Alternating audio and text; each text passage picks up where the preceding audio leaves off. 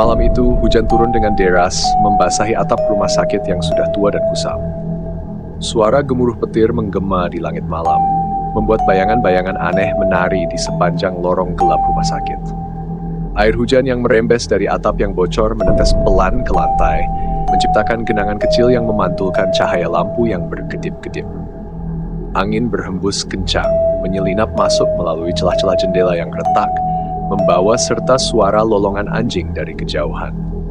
Lolongan itu terdengar seperti jeritan seseorang yang sedang disiksa, membuat suasana semakin mencekam.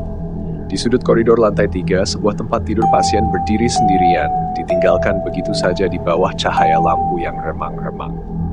Tidak ada seorang pun di sana, namun roda tempat tidur itu sesekali bergerak perlahan, seolah ada sesuatu yang tidak kasat mata sedang berbaring di atasnya. Kasurnya tampak kosong, tetapi bayangan samar yang menggeliat di atasnya sesekali terlihat di sela-sela kilatan petir. Suasana di lorong itu begitu sunyi, tetapi jika diperhatikan dengan seksama, terdengar suara napas berat, atau mungkin bisikan lirih yang berdesir di antara derit roda tempat tidur. Perawat jaga malam Rina berjalan melewati lorong itu dengan hati-hati. Langkahnya terdengar menggema di lantai ubin yang dingin, bersamaan dengan suara jam dinding tua yang berdetak lambat. Ia selalu merasa ada sesuatu yang mengawasinya setiap kali melewati tempat tidur tua itu. Sudah sering ia mendengar bisik-bisik dari para perawat lama yang memperingatkannya. Jangan pernah menatap tempat tidur itu terlalu lama, dan jangan pernah sekalipun melihat ke bawah kasurnya. Suara peringatan itu terngiang di kepalanya, membuat bulu kuduknya meremang. Malam ini, rasa penasaran mengalahkan rasa takutnya. Dengan tangan gemetar, ia berhenti di depan tempat tidur itu dan mengarahkan tatapannya ke bawah. Seketika, matanya melebar, napasnya tercekat. Di bawah tempat tidur ada sesuatu. Sepasang mata mengerikan, berwarna hitam pekat, menatapnya dengan kebencian yang mendalam. Mata itu tidak berkedip, hanya menatapnya dengan intensitas yang membuat tubuhnya kaku. Rina ingin berbalik, ingin berlari, tapi tubuhnya terasa seperti membeku, tidak mampu bergerak barang sedikit pun. Seperti ada kekuatan tak terlihat yang mencengkeramnya, memaksanya tetap berdiri di sana, memaksanya untuk terus menatap ke dalam kegelapan yang semakin pekat.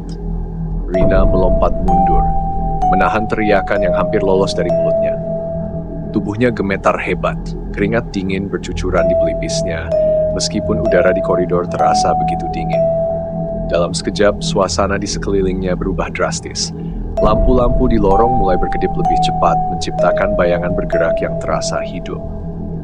Angin yang tadinya hanya berhembus pelan, kini berubah menjadi pusaran dingin yang menusuk kulit, membawa serta suara geraman pelan yang berasal dari tempat tidur itu.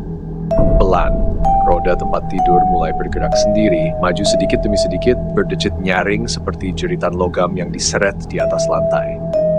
Rina mencoba melangkah mundur, tapi kakinya terasa berat. Ia melihat ke bawah dan hampir pingsan saat menyadari sesuatu mencengkeram pergelangan kakinya. Tangan pucat dengan kuku panjang yang menghitam muncul dari bawah tempat tidur. Cengkeramannya semakin erat, mencakar kulit Rina hingga terasa perih. Ia berusaha menjerit, tetapi suara yang keluar hanya serak dan tertahan. Matanya menatap ke bawah dengan ketakutan, sementara tangan itu perlahan menariknya ke arah kegelapan yang mengintai di bawah kasur. Sebuah suara bisikan menyeramkan terdengar di telinganya. "Tolong aku masih di sini." Rina memejamkan matanya erat-erat, berharap ini semua hanya ilusi yang akan hilang jika ia tidak mempercayainya. Namun saat ia memberanikan diri untuk membuka mata, ia melihat sesuatu yang lebih buruk dari mimpi terburuknya. Dari bawah tempat tidur, sesuatu merangkak keluar dengan gerakan tersentak-sentak, seperti tubuh yang sudah kaku namun dipaksa untuk bergerak. Sosok seorang wanita dengan wajah yang hancur, kulitnya robek di beberapa bagian hingga memperlihatkan tulang di bawahnya. Matanya kosong seperti lubang hitam yang tidak memiliki dasar dan mulutnya terkoyak lebar membentuk senyum mengerikan yang tampak mustahil bagi manusia biasa. Darah kering menempel di kulitnya yang pucat, menciptakan pola yang menyerupai urat-urat hitam yang menjalar di sepanjang leher dan tangannya. Wanita itu merangkak semakin dekat, tangannya yang kurus terulur, jemarinya yang dingin mencengkeram lengan Rina dengan kekuatan yang tidak seharusnya dimiliki oleh makhluk yang sudah mati. Rina ingin berteriak, ingin memohon pertolongan, tetapi tubuhnya terasa lumpuh. Nafasnya tersengal, matanya membelalak dalam ketakutan murni saat ia merasakan cengkeraman itu semakin kuat, semakin erat, seolah menariknya ke dalam kegelapan tanpa akhir. Teriakan Rina menggema di seluruh lorong, membuat beberapa perawat lain datang berlari. Langkah-langkah tergesa mereka memecah keheningan yang selama ini menghantui lorong itu. Namun, ketika mereka sampai di tempat kejadian, pemandangan yang mereka temukan membuat darah mereka membeku. Rina tergeletak di lantai, tubuhnya menggigil hebat, matanya kosong seperti orang yang telah melihat sesuatu yang tidak seharusnya dilihat manusia. Ia tidak sadarkan diri, tetapi bibirnya bergerak pelan, seperti mencoba mengucapkan sesuatu yang tidak terdengar. Yang lebih mengerikan, tempat tidur pasien yang seharusnya ada di sana telah menghilang. Tidak ada jejak yang tertinggal, tidak ada tanda-tanda bahwa tempat tidur itu pernah ada di sana. Sejak malam itu, tidak ada seorang pun yang berani melewati lorong itu sendirian.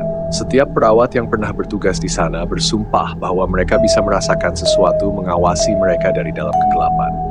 Dan konon, setiap malam Jumat, tempat tidur itu akan muncul kembali, di tempat yang sama, dalam kondisi yang sama. Mencari seseorang yang cukup ceroboh untuk berhenti, untuk melihat ke bawah, dan menemui nasib yang sama seperti Rina.